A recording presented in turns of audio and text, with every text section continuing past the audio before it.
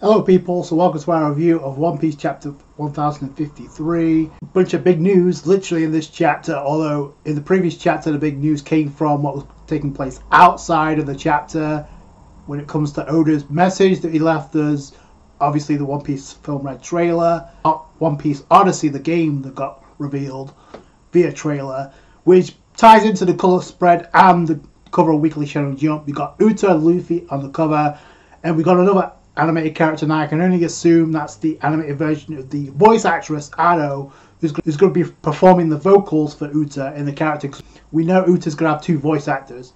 Also, the colour spread is to pretty much promote One Piece Odyssey. We've got the girl who's going to be interacting there. The guy who's with him, obviously with the white hair, the pistol and the tattoo. It does kind of resemble Momonosuke just with the hair, I guess, and the facial features. But everything else is completely different. We've got some animals there, including the sea lion that was chaining under Luffy, so that's pretty cool.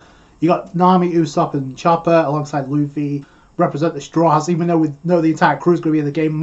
Is Jinbei also going to be a part of this game? I don't know. If you know, let me know in the comments, but I haven't really heard about that. Let's get into this chapter, and the chapter pretty much starts off the same way it started the last chapter at Merajose with the Gorosei, and the Elder with the mustache is pissed because of what was leaked out from Wano.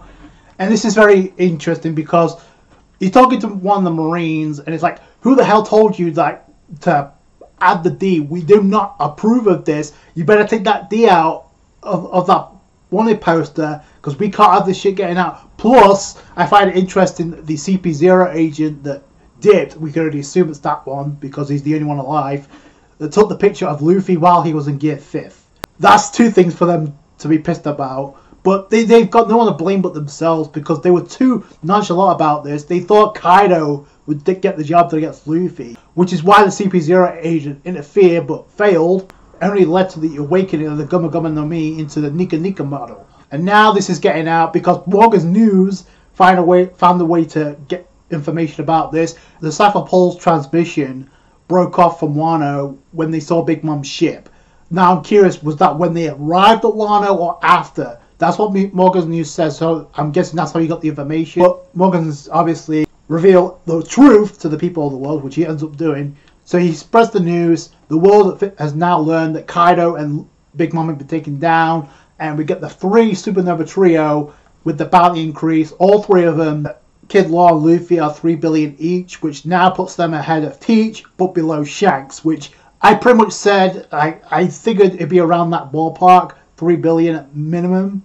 So yeah, it makes total sense. You don't have him surpass Shanks, and you don't have him surpass Roger and Whitebeard just yet. And they took down a Yonko, so they do deserve some recognition for this. Especially Kid Law. Kid's bounty must have shot up real high because the last we saw of his bounty was, what was it? 470 million? That was pre-time skip, and we haven't seen his bounty since, so we could have raised, we don't know. We do know Law's bounty was at 500 mil after Dressrosa, as was Luffy until Whole Cake Island. Then it skyrocketed to 1.5 bill. Now it's at 3 billion each, which makes sense for each of them. It's considering they all took down Yonko respectively. Kid and Law took down Big Mom. Luffy took down Kaido. I'm real curious about the rest of the Straw Hats and the rest of Kid and Law's crew, what their bounties are going to be. Especially Killer, because he was fighting Kaido alongside Zoro, so he deserves some respect too. Shame Beppo didn't get some shine in Wano, it really is, considering we know he's a Mink too. I'm real curious though what the Straw Hats bounties are going to be, specifically Zoro, Sanji, and Robin's. They're the bounties I expect to shoot up, especially if Robin avoids being captured. Yeah, her bounty's going to skyrocket, especially after this chapter. Go from there to what's going on in Wano, and the celebrations continue. And we see Jinbei's at the palace where everybody is not there to celebrate Momonosuke becoming the Shogun. But Jinbei's the only one waiting because like everybody else is off doing their own thing in the town. I can't blame them because if I had to sit around for 2 hours, I'd get bored too. So they're off at the festival. It is cool because it really is like a Japanese festival. Oda back at it again was showing the culture of Japan, the homeland of Japan. In Wano, you got like the scooping the goldfish, and you got shooting games. What else would you expect at a festival or a carnival? But we see Luffy, Chopper, and Yamato, and this scene's pretty much adorable because you got Luffy munching on soba and takoyaki at the same time. Chopper's going on cloud 9 with cotton candy. Yamato's eating candy apples, so that's adorable. I'm wondering if this is going to lead, if that's what Oda's gearing us up for. I don't know. I'm still on the fence about that, whether or not it's actually going to happen. But it is cool to see these three. Hiyori playing Moon Princess to like bring out the music, so that's pretty cool. It makes sense because it's the song that opened up Wano. So yeah, to me, the most important part of this chapter and the most important player in this chapter, Robin, doing her thing, looking at the raw poneglyph. Although it's kind of like a similar scenario where she's looking at the dolls before she has the chance to, before we see her get a chance to scoop out the poneglyph. She got interrupted by the only one Bonshu back in Act 2. It's the same thing here. She gets interrupted, but this time it's Hitetsu, and we're going to find out his real identity, which I can't say it's a shock to many, considering it was heavily speculated, but it is cool. And we come to find out Hitetsu was actually captured. And he was captured and kept in this basement, and he found the way to escape. And we come to find out Hitetsu is none other than Sukiyaki Kazuki, the father of Odin. He didn't die. He didn't die to food poisoning. He was actually locked up by Orochi. I'm guessing Orochi made the lie to like make it seem like he died so he can take over his position as Shogun. Robin sees this. He's like, aren't you going to tell Momo about this? And Sukiyaki's like, no, I'm not going to tell him because how could I at this point? And he felt like committing seppuku after he escaped and come to find out Wano was in ruin thanks to Kaido and Orochi. So his character gets wrapped up, and I'm wondering what's going to happen with, because he was the one that told Zoro about Eminem not becoming a Black Blade. So that's very poetic considering now we know he's the one that told Zoro about that. But here it's like, this is the most important part. Robin's cutting straight to the chase. It's somewhere here, the ancient weapon, Pluton. That's what the poneglyph said back in Alabasta. So I love how that plot point from all the way back then is getting brought up here. And it's having a payoff. But that doesn't explain what's on the poneglyph that Robin is reading right now. Plus, we know Law discovered a poneglyph, a Rio poneglyph, in Kaido's mansion. Obviously, that information hasn't been disclosed yet, at least not to Robin that we know of. We don't get a chance to hear that out because we go elsewhere to Udon prison, where we see the subordinates of Kaido being drained and being stabbed by plant vines. Come to find out King and Queen have also been subdued by none other than Ryogakyu, the Admiral Greenbull. We get his appearance, which is pretty cool, and his abilities, which is pretty terrifying, I won't lie. Also think it's pretty cool. He uses vines to drink the alcohol barrels. I thought that's real creative on the part of Oda. We get his appearance. It looks pretty cool, I will admit. Like you see him extending his fingernails as plant vines to like drain all the nutrients. Which, speaking of Alabasta, that kind of reminds me of Crocodile, the way he would use his Devil Fruit ability, the way he got rid of Luffy's moisture. And you remember that? So yeah, it kind of reminds me of that. But it's interesting. Like he doesn't want Akainu to know what he's up to. He's like, but bring a warship. Aren't the warships outside? So there's a bunch of them. But he doesn't want Akainu to know what he's up to. And I'm only because he's like, I'm going to take the head of Straw Hat Luffy back to him so I can earn his approval. So now we know somewhat of his personality. We know he has a thing for ladies. Now we know he has a respect for Akainu's methods, even though it's completely on the extreme. I'll touch back onto Greenbull by the end of this chapter because there's a lot of people thinking he's from Wano. Then we go over to the Flower Capital, to where we see the real celebrations taking place, where we see the fireworks about to shoot off. Before then, Kid, because he died off when we got the bounties revealed, going after Luffy because Luffy's now been recognized as one of the 4 emperors. So obviously Kid's here to challenge him, but before he has a chance to, Luffy grabs a hold of Kid and has his arm around him, which kind of reminds me of Zoro and Law back after Dressrosa when we had the celebration of the Straw Hat Grand Fleet.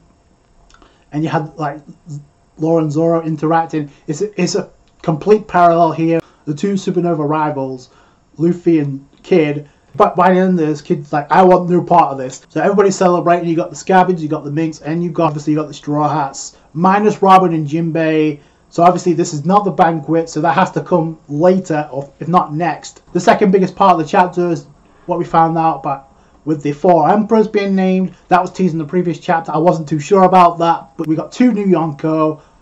2 of them are still the same in Shanks and Blackbeard. And what's hilarious about this is Kid is like showing Luffy about this. See, this is why I'm here to kill you. Luffy has a Gear 5th like expression where his eyes are bugging out of his head. He doesn't say a word. The 4 emperors are none other than Shanks, Blackbeard, Buggy, and Luffy. Now, what's interesting, Luffy was already kind of mentioned, like the Fifth Emperor, even though that was propaganda. That wasn't official. So, can we officially say that Luffy is an emperor or not after this chapter? Because that's still up in the air, in my opinion. But Buggy is more believable because, one, he already became a Shichibukai pre-time skip. But what's interesting is the last time we saw Buggy, he was surrounded by Marines, and it cuts because the Shichibukai system was no more. We assume it's because they had to catch a Buggy. But now I'm wondering, was that when they anointed Buggy as one of the 4 emperors? And I'm like thinking, no, it can't be that, because Gorosei had not got word that Kaido and Big Mama fell until the previous chapter, so that can't be it either. Buggy dodged the bullet because now he's recognized as one of the 4 emperors. Because he said, I'm going to become one of the 4 emperors pretty soon. Turned out to be true, so it's not a gag. Ryogoku is heading for the Flower Capital, he's heading for the festival. So, and we know he's here to capture Luffy or take his head. And it's cause he's walking away, we see the dried up lands. He's restoring vegetation and the plants, so that's pretty cool. So he can drain life force, he can restore it apparently. So that's pretty broken. He says, we're not in a good mood right now because it's chaos in the world.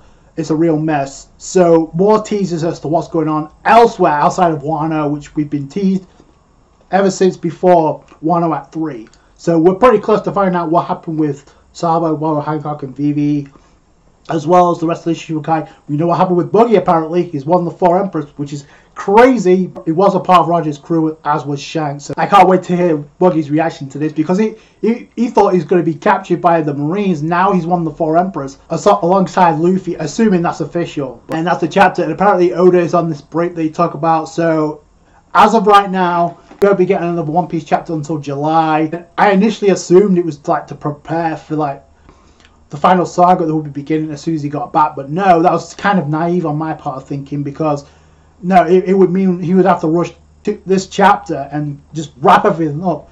Obviously that hasn't happened, and we still need the plot. We still need to find out what was written on that poneglyph in that basement that Robin discovered. If it was the real poneglyph, we need to know, and Luffy needs to know. And the other thing too, if Robin could be captured, but if so, then what happens with Elbaf? Because if the 4th and final poneglyph is in Elbaf, like a lot of people have speculated, doesn't that imply that Robin has to be there to decipher it? So Robin can't be captured yet, because that's endgame territory. So unless the raw poneglyph isn't on Elbaf, and I'm thinking maybe it's on Mirajose, which was my other prediction, then we'll have to wait and see. I'm still on the fence about that, and I guess one way or another we're going to find out what happened to Kaido, and if Yamato's actually going to join the Straw Hats. Once Oda gets back from his break, he's going to wrap up Wano, he's going to start the final saga as soon as he comes back. So no, that's not going to happen, which is probably a good thing, because it would be back Oda into a corner. So I like this. I definitely think this is the best chapter we got this month, considering we got Admiral Greenbull finally revealed as the new Yonko, replacing Kaido and Big Mom. Whether or not you think Luffy is officially an emperor or not. Yeah, things are really getting interesting. I can't wait to see the finale of Wano and where we go from here. Let me know what you guys think down below. That's going to do it for you guys. Thanks so much for watching. Like the review if you hit the thumbs up. I appreciate that. Subscribe to for more One Piece. Catch you guys later. Thanks, guys.